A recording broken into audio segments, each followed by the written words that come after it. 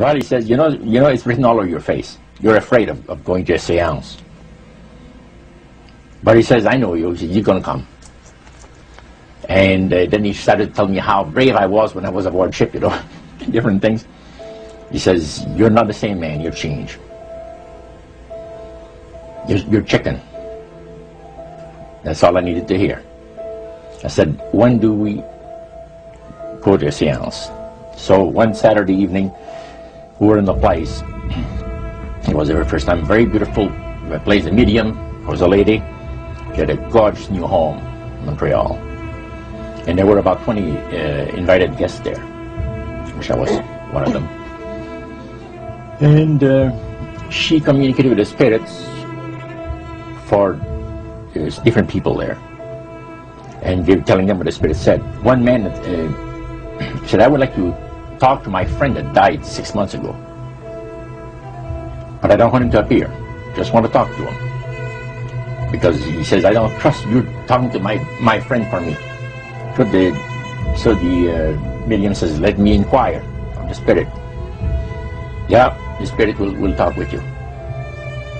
And that big masculine voice was heard in the place. It says, hi Frank. It's nice of you to ask for me to talk with you. And they had a little chat. And after it was over, Frank says, this is the greatest thing on earth, to be able to talk with the spirits of the dead. Then the medium said, we have a very special surprise tonight for you people. A spirit will manifest itself openly here in a few minutes. And it's like a big gust of wind hit the building. And right through the wall.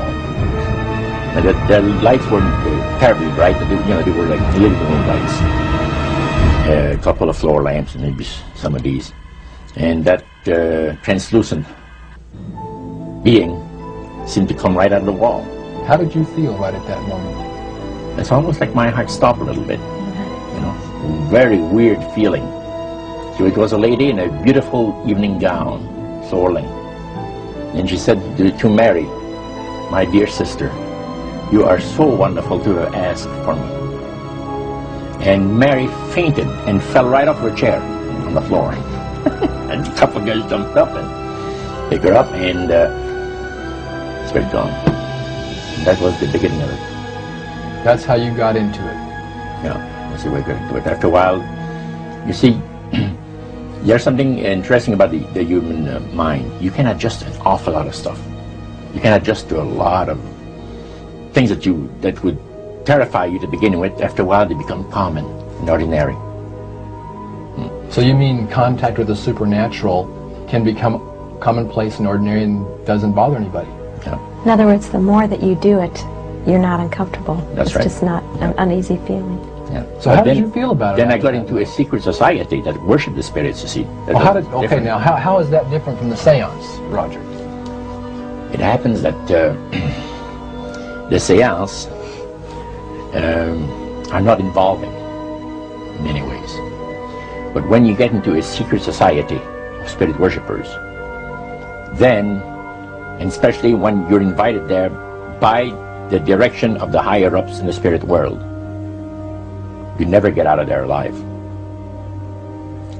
And this is exactly what my friend and I were up against. We didn't know anything about. And there was a very, very popular big band leader. Jazz musician? Band, yeah, very famous. And one night we went to one of these seances, and he was with his wife. So Roger, you're at this restaurant. What happened? We sat there, and we had our favorite alcoholic beverages, you know. And as we talked,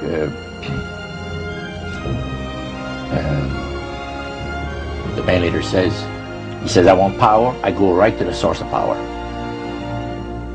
And he says, how do you think that I became famous the way that I am? Well, I said, you must have had some good luck. Well, he says, there's no such thing as good luck. He says, there's either some power working for you somewhere, or you don't get ahead in this world. Not in my type of occupation. So it went from there. We got talking about spirit worship. Did it intrigue you? Or did it make you want to find out more about what exactly he was talking about? Yeah. So he said the supposed spirits of the dead that you're talking with are demon spirits. They're fallen angels. They're beautiful beings. Just set it out, just like Oh, that. yeah. It didn't make you uneasy when he said they were... Well, it shocked you a little bit, something that you first hear mentioned to you. He said, you guys have got a great future ahead of you. Because we've been told, the high priest of our society, secret society, has been told that the master has very special plans for you too. Now, what did he mean by the master? Satan. And we were interested to hear more about it. And he told us, he says, look, we worship spirits. We worship Lucifer, Lucifer and all his angels. They're just as beautiful as they did before they were cast out of heaven. He says there was a misunderstanding in the whole thing. He says among the inhabitants of the galaxies.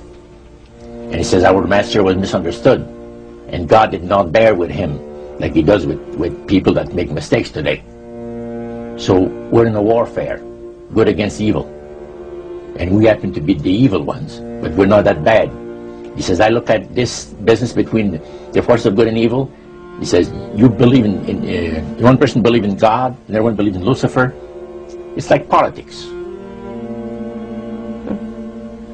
So the great controversy is real. And you've heard someone talk about it that's on the other side. And to these people, they are sold to the fact that Christ will not return to this planet with power and great glory. He's going to abdicate all claims to the planet, because the high priest once said that Christ will abdicate all claims to the planet because he knows that it is lawfully and rightfully Satan's. And at that time he says, so the priest says, well now, he says, for those of you that are new, let me tell you that this is the most feasible way, he says, to please the spirits is to deride Christ and his people, and his church and all that. So they sing out of Christian hymnals. They didn't sing Christian words to the hymns, however. Well, they changed a lot of them. Yeah, not for it's a form of blasphemy. Such as you see today in the rock music world. You see the entertainers, they have these crosses. The ladies got earrings, crosses. The guys got crosses. This is a form of blasphemy, a form of deriding Christ. You see, spirits cause the people to do that, to find pleasure in wearing this type of emblem, which is the cross is the emblem of the crucifixion of Christ to the Christians. Better to reign in hell than serve in heaven, is that it? Why not? I'm here on the ground with my nose in it since the whole thing began. I've nurtured every sensation man has been inspired to have.